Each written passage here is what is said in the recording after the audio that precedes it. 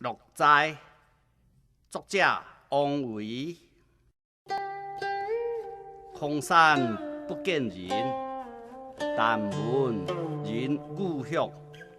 反映入心灵，后照青苔上。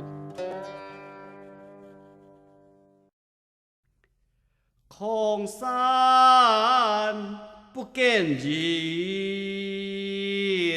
但闻人语响。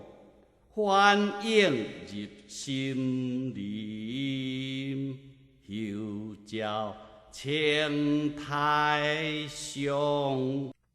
录斋，作者王维。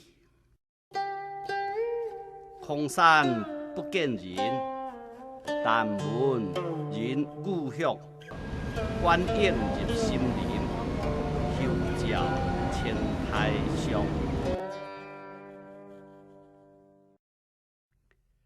空山不见人，